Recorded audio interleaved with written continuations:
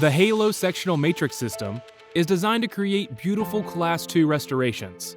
Each component of the Halo system works together to create consistent, anatomically shaped restorations. To begin, select an appropriate matrix band based on required occlusogingival height. Using the pin tweezers, grip the sectional matrix tab and bend as needed. Place in the interproximal region with the concave surface facing the tooth being restored. Place wedge that best adapts matrix to the gingival portion of the preparation. Light finger pressure may need to be applied to the sectional matrix to prevent it from being dislodged during wedge placement. If needed, an additional wedge may be stacked to provide greater adaptation to gingival cavo surface. Wedges can be placed after ring placement if desired. Carefully place the Halo ring using forceps. The ring should be placed as low as possible with the tine ends of the ring straddling the wedge on each side of the tooth.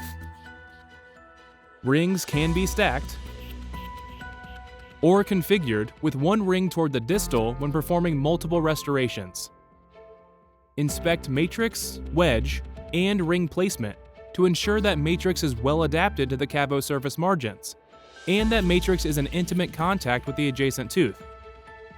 Please note, burnish the sectional matrix only if it's necessary to maintain the original contour of the matrix.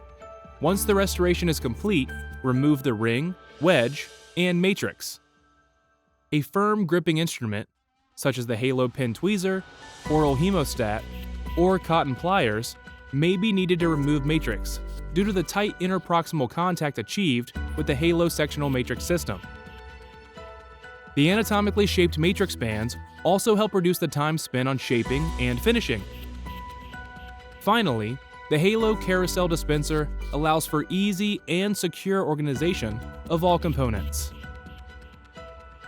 Halo sectional matrix system. Beautiful results in less time.